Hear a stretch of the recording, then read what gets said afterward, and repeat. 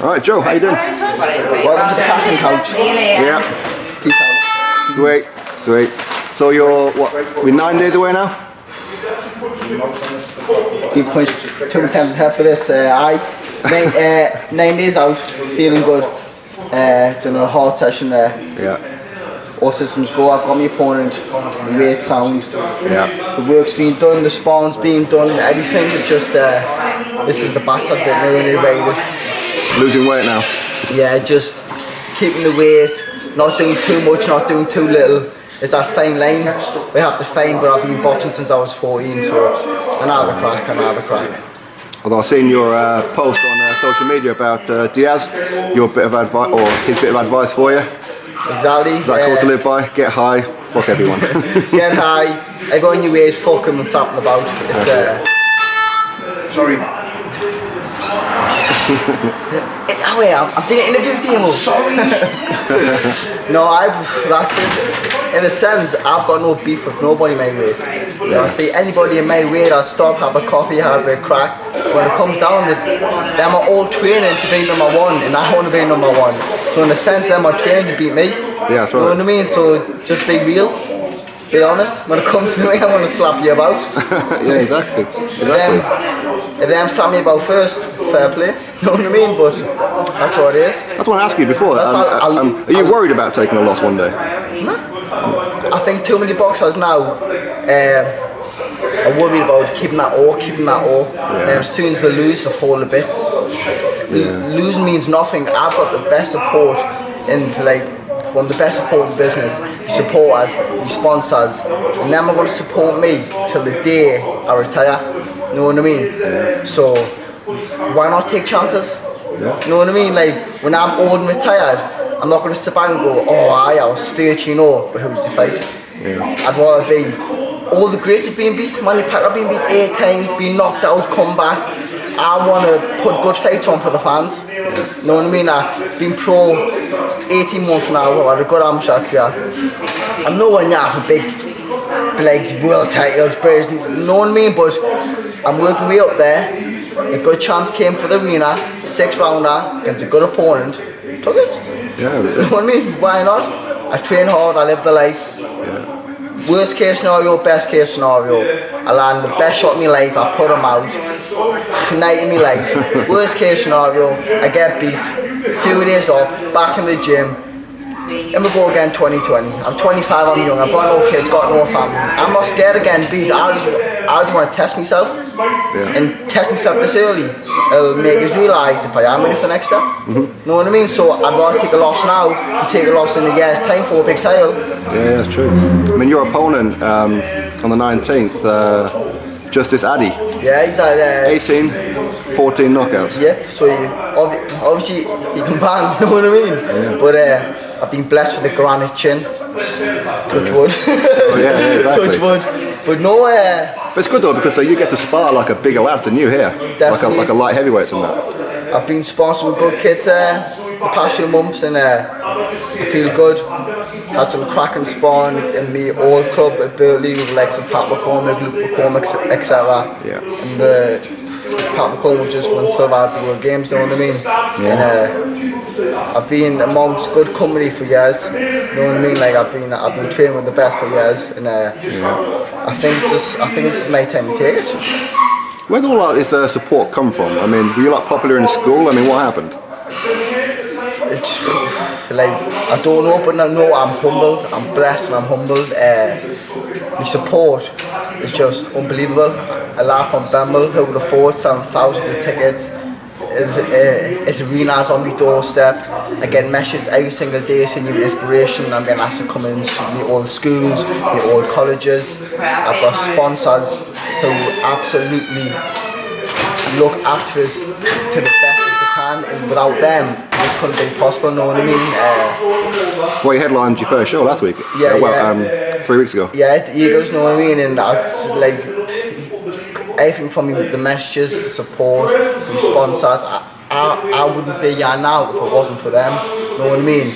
And boxing's a funny sport. Like if I didn't box, I wouldn't meet any of my sponsors. You know, after meeting them, you meet very, very few genuine kids in your life. Like, aren't you say all them are just genuine lads, you know what I mean? But not like, them on it for them in it for me, you know what I mean? Obviously it's good, I'm advertising the company, the business, I have got a bit crap with them and all that, but them just want a local lad like me to do the best they can, and if them do that for me, that's quite humbling, isn't it? Because it is definitely. I mean, in the case of like a one day, if you get to the heights that obviously you hope to get to, you know where you come from. Yeah. I still have the same sponsors as when I first had them. I'm a loyal sponsor. I've been with Prem Nutrition for 4 years now, and I remember when I first turned pro. No, when I first turned senior and amateur, I messaged every nutrition company in the northeast. Okay. Nobody got back to us apart from Prem Nutrition. Now I've got every nutrition company saying I sponsor on this, on that, you know what I mean? But it's a day one, isn't it? Yeah, I'm not saying yours is better, his is better, but when I was a nobody, them helped us. Yeah. So when hopefully I make it someday, them will be with us, you know what I mean? And that's where I am. Boxing's a short career. When I finish boxing, I'm early 30s. I don't want to have people look at us, go arrogant. Stuck up, arrogant. You know what I mean? Yeah, that's right. I've got a lot of years ahead of me after boxing, and I'll always be the same. You know what I mean? That's right. I mean, you said before that you were born here in Newcastle and you'll die here in Newcastle. Yeah, I definitely. I'm a Bama boy, like through and through. You know what I mean? Haven't changed. I go to my same local who sponsors us. Like after me fights, it's not let's go VIP, let's go this. It's back to me local. Yeah, you know what I mean? After this fight, we'll have an end season party in local. You know what I mean? It's just like. It's like I am the people's champion. Yeah. Like it isn't an act, it isn't this. This has just been me since I was 14, 15, and started to find myself, find my personality. It's just been me. Well, one of the first names, for me, growing up down south. Obviously, I was born up here, but I didn't know too many people up here. Yeah. I didn't, and of course, when I first started what I do now. And people ask me what is it that I do? I go, oh, I do that. They go, do you know Joe Laws? That's how I first heard about you, was from my barber. Mint? Yeah. Mint, no, that's what I want, people around England know the Bethel Bomber, but don't know Joe Laws, you know what I mean? That sounds a good thing, that's a bad thing, but whether you like us, whether you hate us, you know about us, and you want to watch us, you know what I mean? And but a good thing, about 95% of people do like us, you know what I mean? Yeah, that's right. It's a good thing, like. No, that's right. Because you were saying before that you grew up quite a chubby kid, didn't you? Oh, I was fat, I was big, I was a big one. And even the amateurs had a few stints where I put on loads of weight, lost it, put on loads of weight. I just like my food, you know what I mean? And, I was never a big drinker, a big partier, smoking, taking drugs, etc. So my downtime after my fight, food made us happy. Sitting in the ken, nice pizza, nice takeaway, made us happy. Some people go on the drinks, some people do this. I was scran.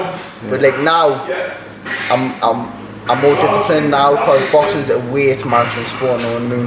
I can't afford to keep jumping up 10 kilo, losing it, jumping up 15 kilo, losing it every camp. You know what I mean? So that's my next question. Do you think that you'll stay at welterweight for a while? You know what? I still eat loads of food. I could make 140 for a big good title any day of the week. Not any day of the week. With a good 12-week camp, I'll do 140. But at the minute, I feel strong and welterweight. Last fight I weighed in 10 stone 10, same day weight. Woke up, had breakfast, had fluids, weighed in, know what I mean? This morning I woke up 10 stone 10 after breakfast, know what I mean? So I'm not really an essentially big welterweight, like towering 6 foot, big shoulders. But I'm trained. Hey apes. Hey darling. I'm trained to fight. I'm trained for boxing. I'm not trained for lift weights, jog marathons, trained to fight. And if it comes to a day where I get in there, I get splattered by a kid, too big, too strong, happens again, too big, too strong. I sit back, I go, listen, fair enough. I'm on a welterweight. We'll try it at 140. But at the minute, I'm getting success in welterweight. I'm putting the numbers in the gym. I'm putting what he's seen is there. Done 8 freeze body bag. If anybody who's done the body bag at a high pace, it fucks you. And feels good. That's the thing. I mean, for those who don't see you in here, like they see you on like a social media, you think that you're always messing about, joking and everything. But in here, you're serious. Oh yeah, you have to be like. With success comes great pressure, and I know out there I've got people who are dying to see us get beat. I know there's loads of people out there. I haven't heard that yet. Well, no, like not loads of people, but it's just the way it is. Like people are out there, or as soon as they get beat, they go, "Oh, Joe was a one." Well, it's like you see yourself, Joshua. Joshua, the most loved person, most loved heavyweight since like the Frank Bruno and all that. Loved by everybody, loads of fans. Gets beat by Ruiz. The next day on social media, he was a bum, too stiff, lifting weights, six lifting weights. What else did I say? Retire, doesn't want anymore. You know what I mean? Whereas if he won, them same tweets would have been, "Oh, Joshua done it again. He's mint." You know what I mean? But I know that's like, and that's just social media. I always said though that boxing fans, while we're the best in the world, we can also be the worst in the world. That it is. That's what it is. But I know this with social media. I don't even let it bother us anymore now. Like people coming on me thing, I get on hater, giving his jib, giving his cheek, trying to hand me life. I'm just like, I'm not really bothered. That isn't life. That's a device on the phone. Anybody can post anything on social media and try and pretend their life's perfect when really they're fucking really miserable. Got depressed, anxiety, just in the corner and 8 pounds. You know what I mean? I just can't wait to the day where I retire from boxing. I can chuck my phone. I don't need it really. If you want it, just come knock on my door. And eat what you want. You know what I mean? If you want, just come knock on my door. But this era is about social media. It is like, I remember when I was young, going out getting Xboxes, PS4s. Now kids these days are getting iPhones from the 10. What to do? Go show on Instagram, show on Facebook, and it's free publicity. That's true. So that's why you have to do it. It's like O'Hara Davis said. He said that he's not an arsehole, but at the beginning of his career, he had to pretend to be an arsehole to sell the tickets. No, of him, right? I think he is. I think with O'Hara Davies, I think he got too much success too young when he was head. Like, even though I looked young, I'm 25. I got a small head on this. If I think back when I was his age, if I had the success his age, I would be fine about like the Don saying he's a bum, I knock out him, because the way he was going, he was looking like the next big thing. Boxing takes one shot, you know what I mean? And the way he was going on press conferences with everybody, that isn't me. And when he got beat, he had nobody to fall back on, nobody. You know what I mean? Whereas I'm not going this fight with one doubt in my head I'm getting beat. I'm going this fight and I'm going to prove myself to the world that I belong on that stage. I belong there and I'm winning. But boxing's a fun sport. I know that if I do, I've got the support behind this to rebuild and come back stronger. That's a good mentality to have though, I think. Life takes some fury. You get knocked down, you get beat. That's just life. Life isn't perfect. Loved ones die. I've had really close loved ones die. You're young as well. Life's a bastard at times, you know what I mean? And there's another rocky speech, and if you dig at it will get you down. That's right. Like, you will, and then next thing you know, you come out with a ball, you're boxing 2 years, you put on weight, think, oh fuck it, what's the problem, 27 now. Next thing you know, get a bird pregnant, you get a house, and you crash out the window. You've got to stay mentally strong, mentally switched on. Whatever happens in life now, my main focus is the gym, because I know when I walk through these doors, all my problems go away. I'm on my phone, this, tickets, oh fuck, I'm stressed. My meetings, this, that. I walk through this door, my phone gets turned off. This is my happy place. Speak to me about Nick. Oh, he's mint, Nick. I fucking love Nick. I was in messages after I had no coach at the time. Messages saying, listen, I'm not trying to coach you, I'm not trying to deal out. We're going to come for a free session with us. We're going a bit tough because now I've got a fight coming up. You're more than welcome. That was it. Seeing this, I thought in fact at the time I was pissed because it was after my fight in January, February. It was after my fight in March where he texted us, and I was having me post-fight food drinks and all that, and he texted us saying that in a few days time I seen the inboxes. I thought, yeah, you know what, I'm gonna come in and see how it is. They came in, and after the first session with him, I looked at him and yeah, it was the best session I had. I can't remember. It was clicked. I like his attitude, I like his showing mind, and he's not in it for him. He's in it for me. You know what I mean? That's right. Like I remember the last fight at the Eagles, I won all that. I was getting fours in the ring. He just tried to walk away because he was like, "That's your time. Just that's your time. Like take your fours, you've earned it." But I was not aware. Come to ring, man, Nick, because he's part of the team. You know what I mean? But one thing I let Tamar know he is 100% local, you know what I mean? And I feel like I've come on loads. In the last fight, the commentary I said it. He's a cracking pad man. And we'll have a laugh. Didn't get us wrong. We'll have a laugh of when it comes down with the graft. So I'm happy where I am, and I believe this is the team I've got behind us now to take to the next level. I mean, just like sticking with Nick, one of the things that I've noticed, because I've been here like a few times now, is that he does give you guys one-on-one time. He does, yes. And I'm not mentioning names, but there are some coaches who don't. Oh, there is, yeah. It's just a job, that's it. Oh, it is. Like you say, that's his job. Comes in, trains a one-on-one. He's got a job. He works as well. He's paid the client. It's hard for him, you know what I mean? But if he can give you 100%, the least I can do is when I leave this gym, stay dedicated, give me 100%, and maybe asking myself when I come to the gym, I train hard. Yeah. But I feel a bit down the dumps, whether I feel shit, I always push myself. I always push myself to the hardest I can. Because if it comes to fight day, you wake up, you've got sniffles, you feel shit. Yeah. What are you going to do? Pull out? No, exactly. No, got to go in there and grind it through. Every day in the gym, I get to that point in training where doubt kicks in, where doubt tells you, yeah, it's not worth it, it's not worth it. Go on the back foot, go on the back foot, dance around, have a breather, but no, just push on through. There might be nothing in the shots, there might be, I might be putting some funny faces, but I'm pushing past boundaries where I come fight day. I know when it gets hard, maybe this is just as Addy from the 19th. I know when it gets hard and one person's quitting, it ain't gonna be me unless I'm knocked out. Are you expecting a hard fight with him? Yeah? Yeah. Well, I don't care if you fought 14 postmen. If you've knocked out 14 labourers, you can bang. Right. You know what I mean? Because you can only beat who's in front of you. And if you've knocked out 14 average Joes, you can bang. You know what I mean? That's right. And he's big, he's awkward.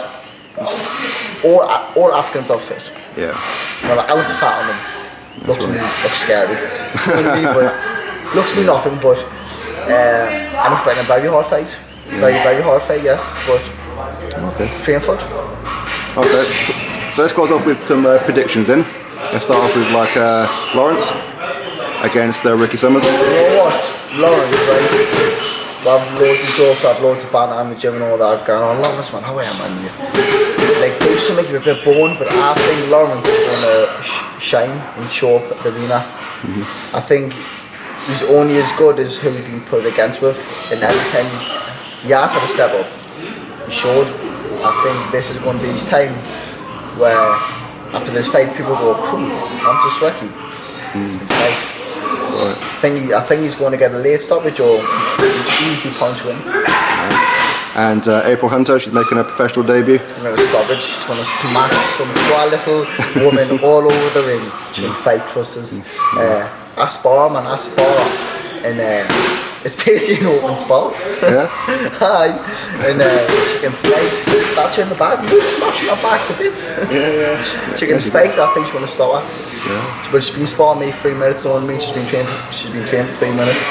Yeah. She's hungry. She wants it. Debut at the arena. It's going to take some girl to beat her.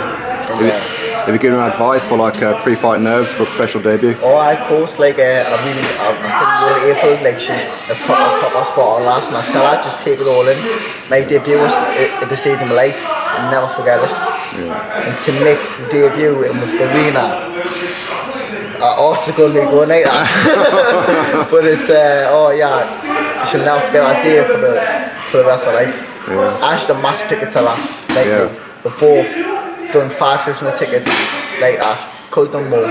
So if we're coming back in the future, me and her could do a quarter of ourselves. You know what I mean? And that's been now. Her 2 fights, me 7 fights. Yeah. Okay, what about Ted Cheeseman and Scott Fitzgerald? You know what? I really rate Ted. I think he's a cracking, he's dedicated, lives a life, he's fit, he's strong, I love his style. And he fought that, I thought he was that Argentinian. His face was a mess. He didn't quit once, not one bit of quitting him. Sergio Garcia. Yeah, him.